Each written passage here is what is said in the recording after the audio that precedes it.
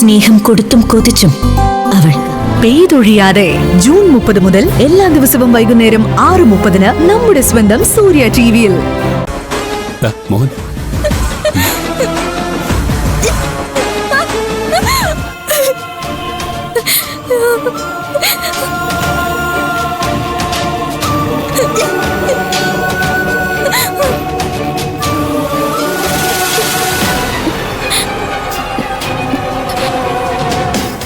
ഇത് പാർവതിയുടെ കൊലുസാണോ? ഇതെന്താ രണ്ട് ചെവിയിലും? ഒന്നുമില്ല സർ.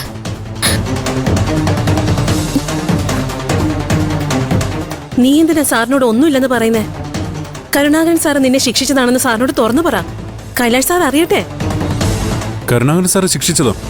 അതെ സർ. കരുണാകരൻ സാറിനെ പേടിച്ചിട്ടാ പാറു ഒന്നും തുറന്നു പറയാത്തെ. അയാളെന്തിനെ പാർവതി ശിക്ഷിച്ചേ? ഇവളൊരു തെറ്റും ചെയ്തിട്ടില്ല സർ. കുറച്ചു സമയം അന്താക്ഷരി കളിക്കാന്ന് പറഞ്ഞത് ഞാനാ. കരുണാകരൻ സാർ അത് കണ്ടുകൊണ്ട് വന്നു. കുറ്റം മുഴുവനും പാറുന്റെ തലയിലുമായി. തെറ്റ് ചെയ്തിട്ടുണ്ടെങ്കിൽ ശിക്ഷിച്ചോട്ടെ, പക്ഷെ അതിനൊരു പരിധിയില്ലേ? കാതുകളിൽ ക്ലിപ്പും തൂക്കി എല്ലാവരുടെയും മുന്നിലൂടെ നടക്കേണ്ടി വരുന്ന ഇവളുടെ മാനസികാവസ്ഥ സാറൊന്ന് ആലോചിച്ച് നോക്ക്. വേദന വേറെയും.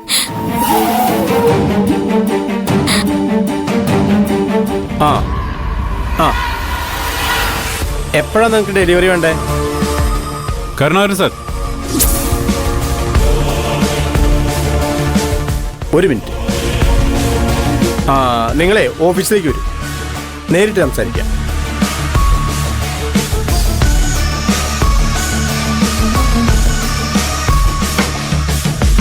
എന്താ കൈലാഷ് സാർ,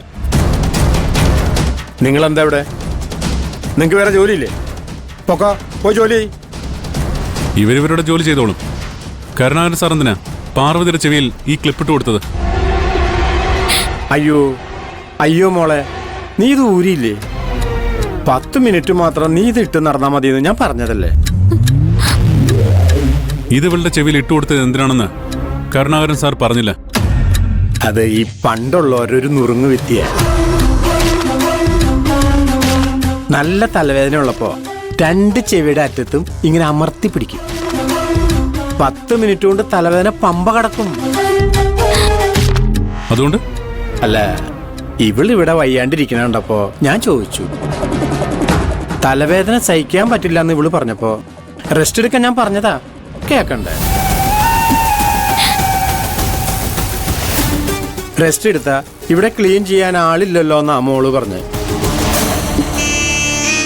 അപ്പൊ ഞാൻ പറഞ്ഞു കൊടുത്ത വിദ്യ 2 ക്ലിപ്പുകൾ എടുത്ത് ചെവിയുടെ അറ്റത്ത് തൂക്കിയിടാൻ. ചെവി അമർത്തി പിടിക്കുന്നതിനൊക്കെ എളുപ്പമാണല്ലോ.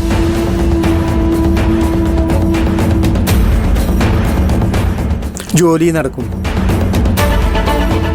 ഇങ്ങനെ ഇൻസ്റ്റന്റ് ആയി കള്ളം പറയാൻ പറ്റുന്ന വേറൊരാളെ ഞാൻ എന്റെ ജീവിതത്തിൽ കണ്ടിട്ടില്ല. അത് വിശ്വസിക്കാൻ കൈലാസ് സാർ അത്ര മണ്ടനൊന്നുമല്ലല്ലോ. കരുണാകരൻ സാർ ഈ പറയുന്നതിൽ എന്തെങ്കിലും സത്യമുണ്ടോ? ഉത്തരം പറയാൻ പാർവതിക്ക് പേടിയാണെന്നാണ് തോന്നുന്നേ. എന്റെ ചോദ്യത്തിന് നിങ്ങൾ ആരെങ്കിലും ഉത്തരം പറഞ്ഞാലും മതി.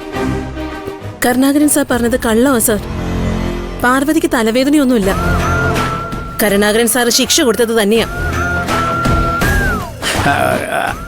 അത് ശരിയാ, ഞാൻ ശിക്ഷ കൊടുത്തത് തന്നെയാ. ശമ്പളം കൃത്യമായി കിട്ടണം, ജോലി എടുക്കാൻ വയ്യ.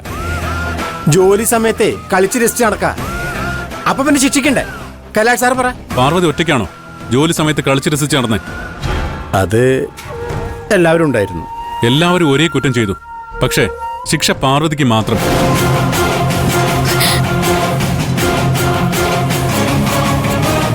അതിന്റെ കാരണം എനിക്ക് മനസ്സിലാവില്ലെന്നാണോ കരുണാകരൻ സാർ കരുതിയിരിക്കുന്നത്?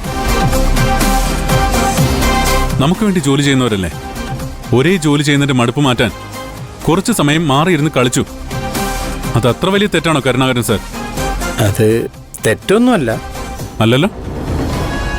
അപ്പോ കരുണാകരൻ സാർ തന്നെ അതങ്ങ് ഊരി മാറ്റിയേക്ക്. ഞാനോ? ആ, കരുണാകരൻ സാർ തന്നെ.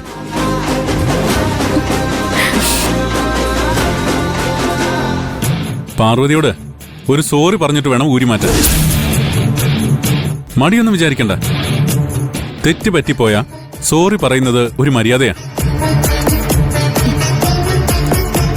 ഞാൻ പറഞ്ഞത് ചെയ്യൂ കരുണാകരൻ സാറേ.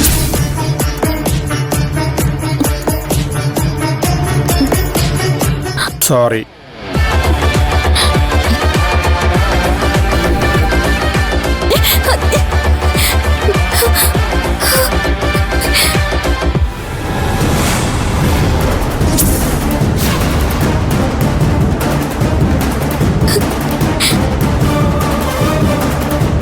പാർവതി, ദാ